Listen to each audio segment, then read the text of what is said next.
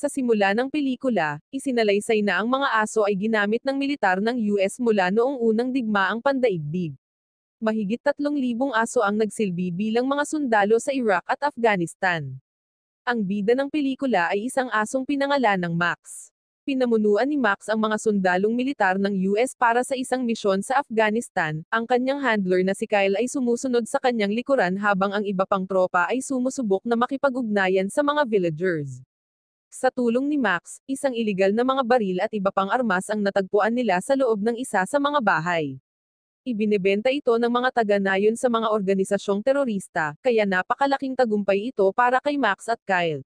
Pagkatapos ng isang mahirap na araw ng pagtatrabaho, bumalik si Kyle sa base at tinawagan ang kanyang mga magulang sa Texas. Mahal din ng mga magulang ni Kyle si Max at itinuring nila si Max bilang sarili nilang anak. Gayunpaman, ang teenager na kapatid ni Kyle na si Justin, ay hindi mahilig sa aso. Tulad ng isang tipikal na teenager, siya ay suwail at hindi niya gusto kapag pinupuri ng kanyang mga magulang ang kanyang kapatid ng sobra. Kinabukasan, dinala ng mga superior ni Kyle ang kanyang tropa para sa pagtatanong tungkol sa mga nawawalang armas. Sa tingin nila ay may tiwaling sundalo sa kanilang grupo, ngunit inaalam pa ng mga opisyal kung sino. Alam ni Kyle na ang matalik niyang kaibigan at kapwa sundalong si Tyler ang nagnanakaw ng mga armas para ibenta ito pabalik nila sa States. Hinarap niya si Tyler sa kanilang susunod na field trip, ngunit hiniling sa kanya ni Tyler na itikom ang kanyang bibig tungkol sa bagay na iyon. Pinamunuan na naman ni Max ang tropa, huminto siya sa kalagitnaan nang makaramdam siya ng panganib ngunit hiniling sa kanya ni Tyler na magpatuloy. Dahil sa kawalang ingat ni Tyler, lumakad mismo si Max sa bitag na itinakda ng mga lokal, ilang pagsabog ang naganap sa paligid niya, at tumakbo si Kyle para iligtas ang kanyang aso. Sumigaw siya para sa tulong ni Tyler, ngunit hindi gumagalaw si Tyler sa kanyang posisyon sa likod ng mga bato. Sa shootout, napatay si Kyle, ngunit lahat ay nakaligtas. Bumalik sa Texas, ang ama ni Kyle na si Ray ay nagalit kay Justin dahil sa pagiging suwail na anak. Habang nagtatalo ang dalawa, dumating ang ilang opisyal sa kanilang bahay upang ipaalam sa kanila ang pagkamatay ng kanilang anak. Ang pamilya ni Kyle ay nawasak nang marinig nila ang balita. Sa libing ni Kyle, dinala ng mga sundalo si Max para makapagpaalam siya sa kanyang amo sa huling pagkakataon. Dahil si Max ay hindi sumusunod sa utos ng sinuman maliban kay Kyle, siya ay naging mahirap kontrolin pagkatapos ng kanyang kamatayan. Nakahiga siya sa ilalim ng kabaong ni Kyle at halatang malungkot. Kapag sinubukan siyang kunin ng sundalo, biglang nagalit si Max. Pero parang nakilala niya si Justin. Sa tulong ni Justin, ibinalik ng mga sundalo ang aso sa kotse at inilagay siya sa kanyang shelter. Nakauwi na ngayon si Justin at nakapaglaro na siya ng mga video game gaya ng dati. Siya ay nababagabag sa pagkamatay ng kanyang kapatid at sinisisi ang kanyang ama sa pagpapadala sa kanya sa militar. Nagkaroon sila ng isa pang pagtatalo nang ipaalam sa kanila ng ina ni Justin, na si Pamela, na malapit na nilang makasama si Max. Binisita siya ng pamilya sa shelter ng aso at nalaman na konektado si Max kay Kyle, kaya pagkatapos ng kanyang kamatayan, nagkaroon siya ng trauma sa mga malalakas na ingay at galit na siya sa mga tao. Dahil wala na siyang silbi sa militar at masyado na siyang mapanganib, napagpasyahan nila na pakawalan si Max ng tuluyan. Si Max ay sumusunod lamang sa utos ni Justin, kaya nagpa siya ang pamilya na ampunin ang aso para sa kanya. Sa bahay, masyadong delikado na ilagay si Max sa loob ng bahay, kaya itinali siya ni Ray sa harap ng bakuran. Hindi gaanong masaya si Justin sa pagiging babysitter ni Max, pero ginagawa pa rin niya ito. Sa gabi, hindi tumitigil si Max sa pagtahol at pag-ungol. Ang pamilya, kasama ang mga kapitbahay, ay nababagabag sa lahat ng ingay. Nag-aatubili na lumabas si Justin para pakalmayan siya, ngunit hindi siya pinayagan ni Max na umalis. Kinaumagahan, nagising si Justin sa harap ng bakuran, habang katabi niya si Max ng buong gabi. Kasunod nito, pinuntahan niya ang kaibigang si Choi. Madalas na dina-download ni Justin ang mga laro sa internet at ibinebenta ito sa kanyang mga kaibigan. Ganoon din ang ginagawa niya sa araw na iyon. Nakilala rin niya ang pinsan ni Choi, na si Carmen, na mahilig sa aso. Nang malaman niyang may problema si Justin kay Max, nag-aalok siya na tulungan si Justin sa pagsasanay ng aso.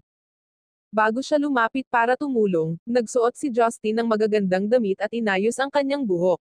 Malinaw na gusto niya si Carmen at gusto niyang gamitin ang pagkakataong ito upang mapalapit sa kanya si Carmen. Gamit ang mga panlilinlang ni Carmen, natututo si Max na maglakad kasama si Justin sa pagtatapos ng araw. Niyaya ni Pamela si Carmen na manatili para maghapunan. Nagiging emosyonal siya tungkol sa pagkamatay ni Kyle habang nagsasalita at ginagawang hindi komportable ang lahat habang kumakain. Si Max ay nagsimulang tumahol ng agresibo. Ilang sandali pa, tumunog ang doorbell. Binuksan ito ni Justin at nakita niya si Tyler sa labas. Lumalabas na nasugatan pala si Tyler habang nasa serbisyo at ilang araw na siyang nakauwi sa Texas. Masaya sina Ray at Pamela na makita siya at inimbitahan niya si Tyler sa ika-4 ng Hulyo para sa parade. Dinala ni Pamela si Tyler sa labas upang makita si Max, sa pag-aakalang magkakasundo ang dalawa. Gayunpaman, naging napaka-agresibo ni Max nang makita si Tyler. Nagawa pa niyang kumawala sa tali at inatake siya, ngunit pinigilan nina Justin at Carmen ang aso sa tamang oras. Galit na tinitigan ni Tyler si Max, alam niyang alam ng aso ang tunay niyang motibo. Kinabukasan, naging kaibigan na ni Justin si Max, kaya dinala niya ito sa bike park. Kinakabahan si Carmen sa pagiging agresibo ni Max, pero tiniyak ni Justin na magiging okay siya. Sumakay sila sa kanilang mga bisikleta sa kakahuyan habang ang aso ay sumusunod sa likod na pinapanatili ang kanilang bilis. Kinalaunan sa araw na iyon, umuwi si Justin sa bahay at nakitang bumili si Ray ng kulungan upang maiwasang salakayin ni Max ang mga tao tulad ng ginawa niya kay Tyler. Sa ika-4 ng Hulyo, ang pamilya ay nasa labas upang magsaya sa parada. Nang magsimula ang paputok, natarante si Max dahil sa ingay. Mabilis na umuwi si Justin sa bahay at sinubukang dalhin siya sa loob ng bahay, ngunit tumanggi ang isang takot na si Max na lumabas sa kulungan. Upang pakalmayan siya, pumasok si Justin sa loob ng kulungan kasama niya. Si Tyler ay nagsimulang magtrabaho kasama si Ray sa kanyang pasilidad ng storage unit. Nang tanungin kung paano namatay si Kyle, nagsinungaling si Tyler at sinabing lumaban ang aso kay Kyle at inatake siya. Nalungkot sa pagkamatay ng kanyang anak, gusto na ngayon ni Ray na ilabas ang lahat ng galit niya kay Max. Umuwi siya at tinutukan ng baril ang aso kapag wala ng tao. Sa kabutihang palad para kay Max, pinigilan ni Justin si Ray bago niya mapatay ang aso. Bago siya umalis, sinabihan niya si Justin na papatayin niya ang aso kung manggugulo itong muli. Kinabukasan, pumunta si Justin sa establishment kung saan sinanay ni Kyle si Max. Sinabi ng kaibigan ni Kyle na isa ring sundalo, na si Max ay isang napakahusay na aso at hindi niya magawang atakehin ang kanyang amo sa gitna ng digmaan. Nalaman din ni Justin na hindi umuwi si Tyler dahil sa kanyang injury. Naguguluhan siya kung bakit siya nagsisinungaling sa bagay na iyon. Kasunod nito, pumunta siya sa bahay ni Carmen na may dalang DVD, na naglalaman ng pagsasanay ni Kyle kay Max. Sa panunood ng video ni Kyle at Max na magkasama, sigurado si Justin na hindi maaaring si Max ang dahilan ng pagkamatay ng kanyang kapatid. Noon lang, dumating sa bahay ang criminal associate ni Choi na nagngangalang Emilio at tinanong si Justin para sa kanyang mga video game. Habang nag-uusap sila, nakatanggap siya ng tawag mula kay Tyler, kaya naghinala si Justin. Pagkaalis ni Emilio, sinundan nina Justin at Max ang sasakyan ni Emilio para malaman niya kung ano ang negosyo niya kay Tyler. Sa kalaunan ay nakarating sila sa isang lugar sa gitna ng kakahuyan at nakita nila na nakipagkita si Tyler kay Emilio.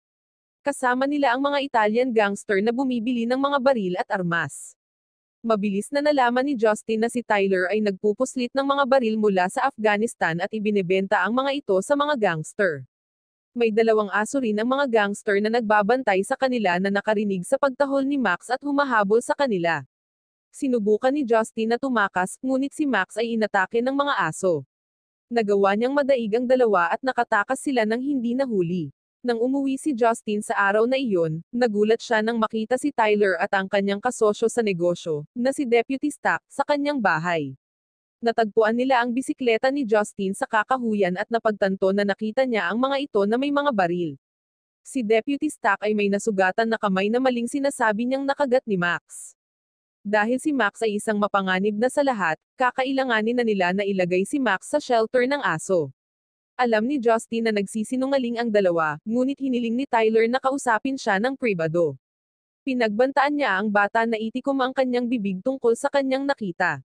Sa takot, pumayag si Justin na huwag sabihin kahit kanino para sa kaligtasan niya at ng kanyang pamilya. Nang maglaon ay kinuha ng mga tao mula sa kanlungan ng aso si Max. Bumalik si Tyler sa trabaho sa storage unit ni Ray. Hinarap siya ni Ray tungkol sa isang storage room na inookupahan ng walang papeles. Kasalukuyang ginagamit ito ni Tyler para itabi ang mga baril, ngunit sinasabi niyang ginagamit ito ng kanyang kaibigan. Samantala, dinala si Max sa kanlungan ng aso ngunit inatake niya ang mga dog handler at tumakbo palayo pabalik sa kanyang tahanan. Pag-uwi ni Ray, tinanong niya si Justin kung ano talaga ang nangyari kina Max at Deputy Stack. Naghihinala siya na hindi sinasabi ni Justin sa kanila ang buong katotohanan. Paulit-ulit niyang tinatanong ang bata kung ano ang totoo ngunit nananatiling tahimik si Justin. Pagkatapos ay bumalik si Ray sa storage unit sa gabi at nakita niya sina Tyler at Deputy Stack na naglalabas ng mga baril. Sa una, sinusubukan nilang gumawa ng isang dahilan ngunit sa lalong madaling panahon, napagtanto nila na ang kanilang sikreto ay lumabas na. Kaya naman, kinuha nila si Ray na hostage na nagpaplanong patayin siya pagkatapos ng deal. Pagbalik sa bahay, si Pamela ay nakatanggap ng tawag mula kay Ray na nagsasabing siya ay mananatili sa hunting cabin para sa gabi. Siya ay nalilito dahil wala silang sariling hunting cabin. Maya-maya lang, dumating na si Max sa bahay. Pumunta si Justin kay Choi at sinabi sa kanya ang tungkol sa sitwasyon. Kasunod noon, inakay ni Max sina Justin, Choi, at Carmen sa lugar kung saan dinala si Ray. Makalipas ang ilang sandali, nakarating sila sa isang liblib na lugar sa kakahuyan at nakita nila na ginawang hostage si Ray. Tumakbo pabalik si Carmen para tumawag ng pulis habang binabantayan ng mga lalaki si Tyler at ang kanyang grupo. Inaamoy muli sila ng kaaway na aso sa malapit at inatake si Max. Naglalakad din sina Tyler at Emilio patungo kay Justin na may balak na patayin siya habang si Deputy Stack ay nananatili kay Ray upang bantayan siya. Sa sandaling mag-isa na ang dalawa, inatake ni Ray si Deputy Stack at nagawang palayain ang sarili pagkatapos ng mahabang laban. Natalo rin ni Max ang kaaway na aso at lumapit siya kay Ray. Sa wakas ay muling nagkita ang mag-ama ngunit patuloy pa rin silang hinahabol ni Tyler upang patayin sila. Para maabala siya, humiwalay si Ray sa kanyang anak at tumakbo sa kabilang direksyon. Sinundan ni Deputy Stack si Ray sa kanyang sasakyan ngunit binaril siya ni Ray, dahilan upang bumangga ang kanyang sasakyan at sumabog ito. Samantala, tumatakas sina Justin at Max kay Tyler ngunit naabutan niya sila. Itinutok niya ang kanyang baril kay Justin at ipinahayag ang kanyang pagkadismaya. Gusto niyang tapusin ng mapayapa ang deal ngunit ngayon ay sira na ang lahat. Babarilin na ni Tyler si Justin, ngunit muling dumating si Max upang iligtas si Justin. Inatake niya si Tyler, dahilan para mahulog siya sa tulay na may tubig. Si Max ay nasugatan din sa proseso ngunit ligtas pa rin ang aso. Dumating si Carmen kasama ang mga pulis makalipas ang ilang minuto, at parehong nailigtas sina Max at Justin. Sa sumunod na eksena, nakita natin si Justin sa harap ng puntod ng kanyang kapatid. Pinasasalamatan niya si Kyle sa pagbibigay sa kanya ng isang kaibigan tulad ni Max, at sumaludo siya sa puntod ng kanyang yumaong kapatid sa unang pagkakataon. Pag-uwi niya, sinalubong siya ng kanyang ina at ni Carmen na nagluluto ng Mexican food ng magkasama. Si Choi ay nasa sopa na naglalaro ng video game. Napag-alaman na nagde-date ngayon sina Carmen at Justin. Pag-uwi ni Ray mula sa trabaho, tinanong siya ni Justin tungkol sa kulungan ni Max. Sinabi ni Ray na ibinente niya ito dahil oras na para manatili si Max sa loob ng bahay na parang miyembro ng pamilya. Natapos ang pelikula habang ang pamilya ay masayang naghahanda para sa hapunan. Wow naman! Doon nagtatapos ang pelikula mga idolo, salamat sa inyong panonood.